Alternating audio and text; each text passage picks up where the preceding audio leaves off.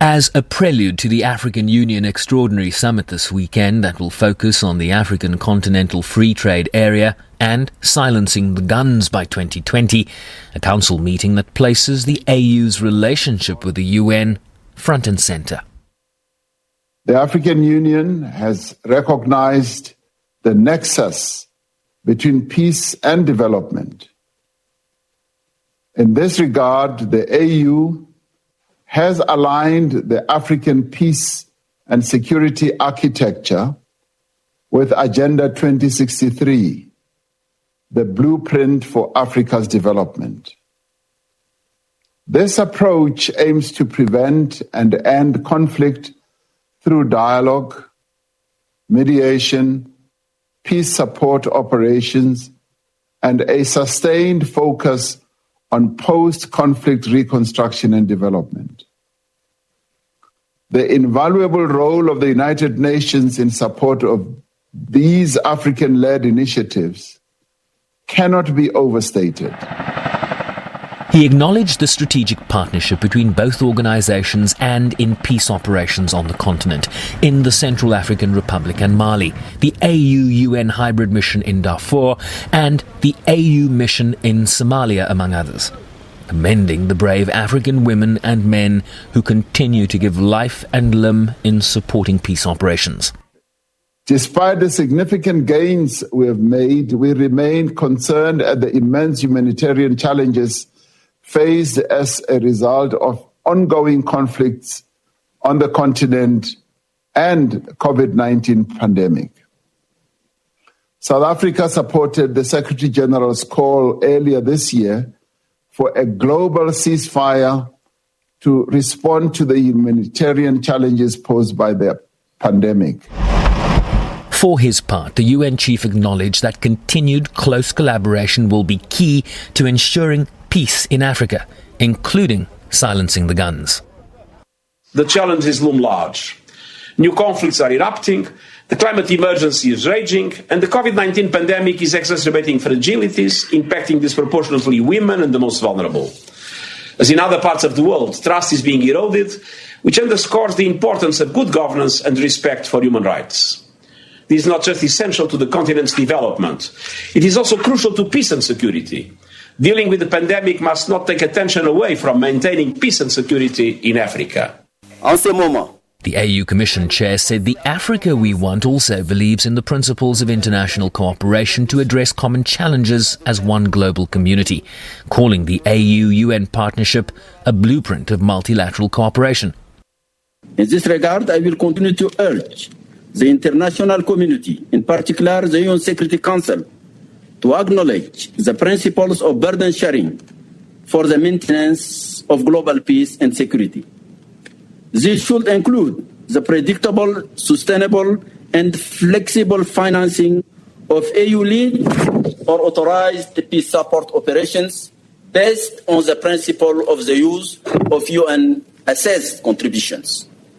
As we seek new ways to reinforce stronger multilateral cooperation, we must also address the contradictions of this Council that hamper and sometimes impede its resolution of conflict in Africa.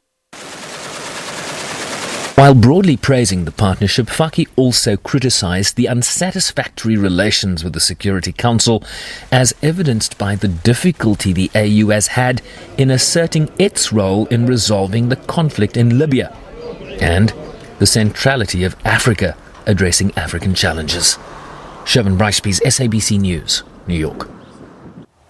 And for more on this, we're joined here in the studio by SABC News Foreign Editor Sophie Mokoena, SABC News correspondent in New York, Sherwin Bryce-Pease, who we've just heard there, and Gustavo de Carvalho, who is a senior researcher at the Institute for Security Studies. A very good evening to you all. Thank you so much for joining us. Sherwin, let me just start with you, the journey that is now coming to an end for South Africa.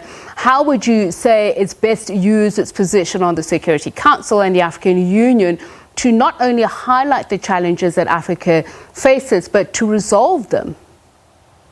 Within the limitations that come with being a non-permanent member of the Security Council, right? I mean, you don't have the veto, so the power within the Council still rests with those permanent 5 members. But what we have seen is a recalibration of the unanimity with which Africa now speaks in the Council. Currently, you have 3 African member states, Niger, Tunisia and South Africa, in addition to St. Vincent and Grenadines. And what we have seen between that collaboration, those 4 countries, they tend to speak with one voice. They tend to get together behind closed doors, emulating what we have seen from the Europeans for so long, is that they want to have a strategic message as Africa rather than some of the disparities we've seen or the divergences we've seen in how Africa has been able to articulate a single vision in terms of Africa sorting out and leaving Africa's problems.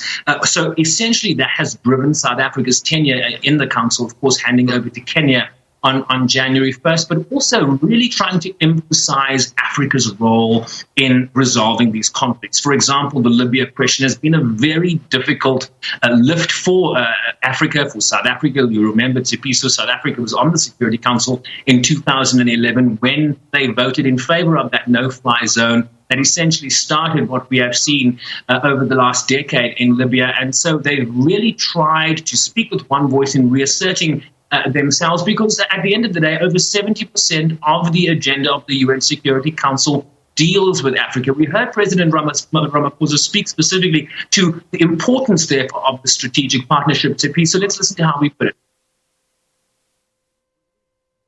We need to further strengthen the strategic cooperation between the United Nations Security Council and the African Union Peace and Security Council. We will be taking this work forward when the African Union holds its extraordinary summit on silencing the guns 2 days from now. I'm certain that our deliberations today in the UN Security Council will make a truly valuable contribution to the success of the summit that we are going to hold under the auspices of the AU. Tsepiso also spoke to Jerry Machila, South Africa's permanent representative and essentially the president of the UN Security Council for this month. And he put it this way: you can't change the world in 2 years. So the bigger question is, when does this council get reformed, and when can Africa get 2 permanent seats, which is what it's been seeking in terms of the Eswatini consensus? We'll talk about global reform on a wider scale in just a moment, Sherwin. But Sophie, looking at exactly that, the issue of change, we heard President Cyril Ramaphosa speak about the agenda to silence the gun. When that was originally agreed to, it was thought that it was too early. So where to from here? Well, what we know is that on Sunday, the Heads of State Summit will continue. You know that starting tomorrow, the AU will hold a meeting, a virtual meeting, where they will be discussing challenges facing Africa, but the focus will be on the African Continental Free Trade Area on Saturday.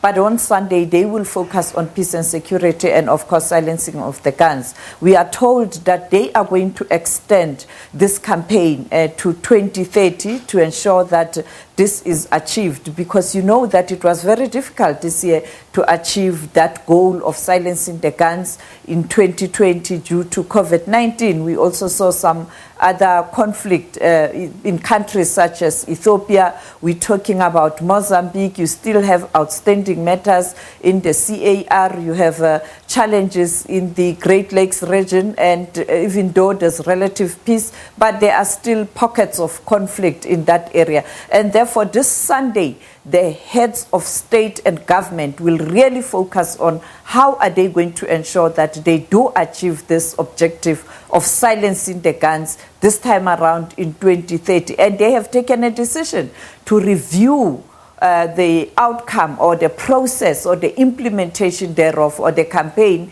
every 2 years, so that they are able to ensure that there is progress. Therefore, we are waiting. We will carry the deliberations live on Sunday, even tomorrow when the summit starts, and also on Sunday when they are discussing this thorny issue of peace and security, as Sherwin has pointed out, the issues such as areas you call Northern Africa, in Libya, where you have this problem. Gustavo, your view of the AU's track record, especially that main pillar of conflict resolution, has it really grown some teeth? Because some have said it's trying to grow into this interventionist operator as opposed to the OAU. It hasn't really done much. If you look at some of the areas of conflict that Sophie has just mentioned and the precedents for life that still exist. Thank you very much. And I think that's a very important question, particularly when we see the African Union that was created less than 20 years ago. And I think that is the point of comparison that we should utilize. In 20 years, despite a very ambitious goal for the African Union, and when we see things like silencing the guns, you see there is a level of ambition that is not always matched by the reality and the capacity of the institution. But in reality, we still see an organization that was able to deploy in spaces where no one else was able or willing to do. We have spaces where, in the case of Somalia, for instance, it's been there for 13 years, and not because the African Union is trying to compete with the rest of the international community, but simply because the rest of the international community was not able or willing to deploy. And we've seen in a number of other cases in Africa. We've seen in the Central African Republic, in Mali, in Burundi, in the case now with the Sahel and so on, where you have a continental organization that is highly, increasingly becoming specialized in deploying as a first responder, where no other organization is willing to do. And therefore, this discussion around collaboration with the United Nations becomes so important. Because if African issues are considered, as Sherwin mentioned, 70% of the agenda of the UN Security Council, there is a shared responsibility of the international community that we need to have in resolving African issues that have to be not only as the African Union deploying the troops and sending the men and women to die and to be at risk, but also that the rest of the international community is contributing to strengthening the role of that organization. I want to look at South Africa in particular, its leadership of the AU, Gustavo. You know that it's often worn the cap, the criticism of playing Big Brother. But there's also been a thinking that this ideological thinking of, if you think of Southern Africa as sub-Saharan Africa, for instance, that this is partly where the problems are. When resolving conflicts, the regional peace conflict bodies have a better chance than at a coalesced, regional African level. Absolutely. I think when the African Union was created, we already have many of the regional economic communities were already in place. So the idea here is to create quite a sophisticated architecture, or a peace and security architecture, where organizations like SADC or ECOWAS or IGAD are all working hand in hand with the African Union. And that is probably at some times the elephant in the room when we discuss the role of multilateral organizations. There has been a lot of evolution when it comes to the institutionalization of the relationship between the UN and the African Union. But more and more, we need to clarify what are some of the roles between the RECs and the African Union, particularly in the cases where which one is able to respond, what is the type of capacity that is there. Of course, the African Union does provision for that, and it talks around the complementarity and subsidiarity in this umbrella system that we have in the continent. But at the end of the day, it's very hard for you to compare the role that an organization like ECOWAS played or what ECAS in Central Africa. So in West Africa, where ECOWAS is, you have a much stronger regional organization, and often in Central Africa or in North Africa, your regional economic communities tend to be much weaker. So what balance do we play there in terms of regional, sub-regional organizations that are not at the same level and have the same type of capacity? And Sherwin, I'm sure you experience a lot of this when the issue of reform comes up for discussion at the United Nations, how the blocs then emerge, the bilaterals between countries, how they're fractured because of disagreement over issues such as sovereignty, for instance.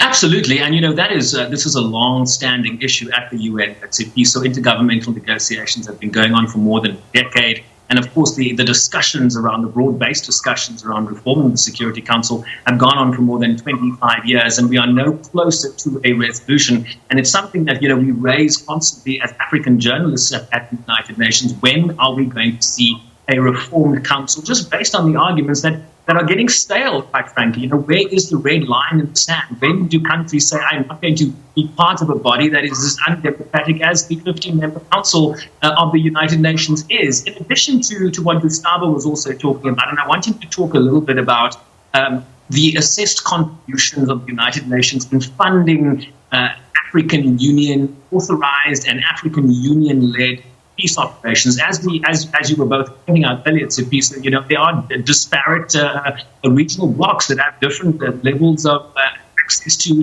resources. ECOWAS, not SADC, and SADC is not IGAD. And so what the AU is seeking from the international community is to say, hey, we will lead these organizations, these operations on the ground. We will provide troops, we will provide some of the equipment, but we need financing. We do not have financial resources to fund what is essentially, if you look at a place like the Central African Republic, you are transporting UN equipment on dirt roads into places near Bangui that are not very developed. The infrastructure required to sustain your peacekeeping operations on the ground, the water and sanitation. I mean, the basics of having an existence anywhere in the world is complicated in certain parts of Africa where peace, the peace dividend is under threat. So, the question of financing is a big debate between the AU and the United Nations. And I'm told it's the Africans that need to come to the party on resolving, the peace trust that they've set up. Maybe Gustavo can lean in here. Gustavo, go ahead. Yes, no, I think the issue of financing, and it's something that I always find particularly interesting, because there is a difficult conversation that we need to have. When the United Nations Security Council is authorizing African-led operations, there is a sense that these are threats to international peace and security. Certainly in the last 20 years, majority of the operations are extremely dependent on external funding. And we're talking about the European Union, Germany, the United States, amongst others, that are heavily paying for the bill of very expensive operations. The discussion that we had in the last couple of years have been to create a more predictable and sustainable finances system that brings the United Nations and the entire international community, including African member states, with the contributions that they provide to the overall budget, to create a more sustainable approach in which allows the African Union to deploy when required. Of course, as part of that work, there is the expectation that African member states would increase their contribution. We were talking about a 2% levy in terms of imports that would allow a higher contribution from African member states when it comes to peace operations. It's certainly a very new moment. The African Peace Fund was, even though it was created together with the African Union in the early 2000s, only now is starting to become revitalized. This year in 2020, we're talking of something around $140 million, which is certainly not enough to pay for an operation like the African mission in Somalia, but it is a decent amount to support and to increase the contribution. But Sherwin is right. I think the discussions now, and especially with the new American administration coming, is to convince United Nations Security Council member states to seriously discuss the issue. In the Trump administration, there was certainly an issue that did not advance very much, but also that African member states agree on what do they mean about contributing more to African peace operations. What type of operations are we talking about, and what role do specific member states play in ensuring this idea of sustainability and predictability? Gustavo, just moving on that train of thought, I know the African Continental Free Trade Agreement is something that will bring up some of those issues, mainly those disagreements on how to proceed lie with the REX, especially on the tariffs, trade tariffs, the revenue, how that's going to be distributed. So, Sophie, let's look at that, the African Free Trade Agreement. What are the challenges that still need to be resolved in implementing that? That's one of the big operations that Africa as AU chair was looking at. Well, I want to start with what we were discussing. I think it is quite important to note that the founding fathers of the AU in particular, that was launched in Durban, the intention there was to say the priority should be strengthening the regional bodies, because if you have strong regional organizations, then you are going to have a strong continental body. And that is why when you look at regions such as ECOWAS, you can see that they are working very hard to resolve, be it economical problems, health problems, but also political challenges. Therefore, it's quite important that the regional bodies are very, very strong, because that will lead to a very strong continental body. But I think it's time for Africa to take its rightful place, particularly on the issue of having permanent seats within the Security Council. Coming to the African Continental Free Trade Area tomorrow, that's what heads of state and government will be doing, to come up with a framework, legal framework, to ensure that they do agree on this trade tariffs. We know that other countries are still reluctant, but majority of countries that have signed up to this African Continental Free Trade Area agreement have agreed that they will put aside their differences and a solution will be found tomorrow. So all eyes on African Union Summit tomorrow, and I think other regional organizations worldwide are also watching, because that will speak to a 1.2 billion population coming together to form one strong market. And Sherwin, just speaking of the incoming U.S. administration, so that will also come into play. And I'm wondering what lessons can be learned, especially from Brexit. We know that is going to be concluded, it should be at least by the end of this month. But Sherwin, looking at the fact that Africa has been divided on the EPAs over several years, what lessons are there to be learned, or what do you see as unfolding? Well, you know, if you take a specific issue in the Security Council, like, for example, the issue of Palestine, you often, or Western Sahara, for example, let's take Western Sahara, you often see the lack of consensus among African nations based on who was a colonial power and the influence that a French country can have in West Africa to this day, And so you see these tensions within the Security Council and the lack of consensus. What we've seen in the last 2 years from South Africa is a real effort to get the 3 or 4 African countries in that council to speak with one voice. And when you are a non-permanent member in the council, the ability to then say, these are 4 votes that we represent as opposed to the 1, you are then taken a little bit more seriously. And that has, to a large extent, created a lot of tension with the Europeans. You know, privately, European diplomats will say, you know, so this is very frustrating. The Africans are wanting to do it a certain way, and we're getting frustrated, for example, on the issue of Ethiopia and how long it took the recent crisis in Ethiopia to get onto the Security Council agenda by virtue of the African countries wanting to defer to their own regional processes. And so this is a tension that you're going to see continue between, for example, the Peace and Security Council of the African Union and the Security Council. In addition to that, you still have the big players. You know, Gustavo was talking about the need for the Biden administration to perhaps come to the table in a manner in which the Trump administration didn't do in terms of funding these peace operations. Look, Africa does not have the resources. The free trade agreement is part of, the long-term strategy in terms of 2063, Agenda 2063, in building up that capacity, but we are not there yet. So we want to lead these operations. We want to take the lead. We'll provide the troops and the basics, but the money has to come from somewhere, and that really is going to be the challenge moving forward. Gustavo, is South Africa through South Africa trying to flex its muscles? I'm looking at the COVID-19 race for the vaccine, for instance. South Africa, alongside India, have applied to the WTO to be exempted, especially when it comes to intellectual property rights on the development of these medicines. Are we seeing greater activism from South Africa on behalf of Africa on a multilateral level?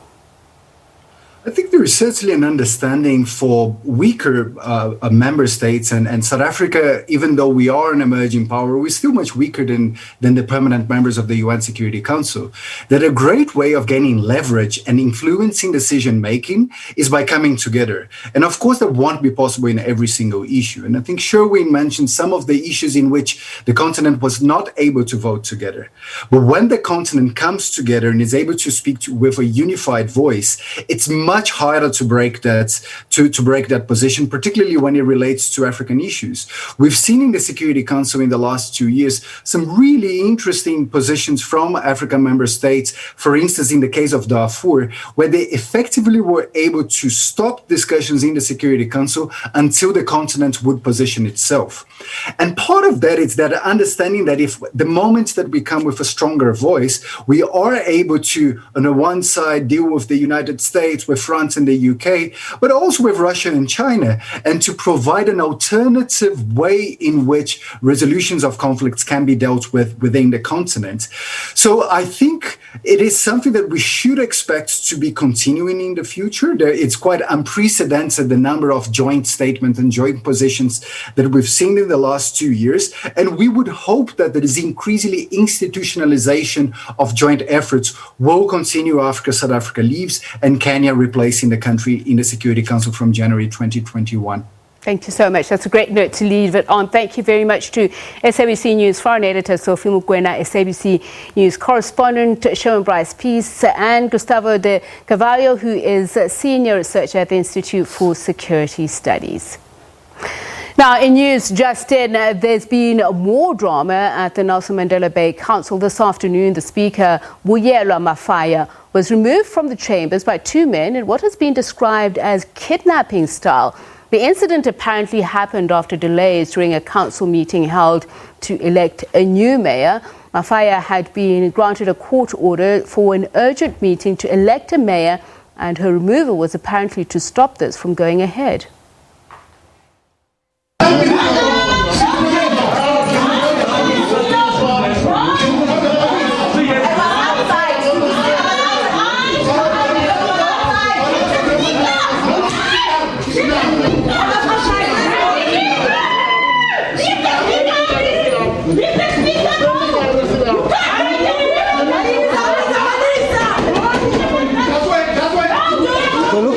Look at this.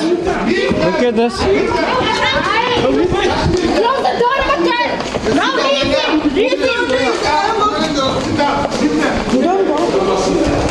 But we can. Acting Mayor Chonono Buyeye said the Speaker's sudden removal had been reported to the police. She apparently had to receive medical attention. The Metro has been without a mayor since the ousting of the late former executive mayor Mongameli Bobani last year. Now let's remind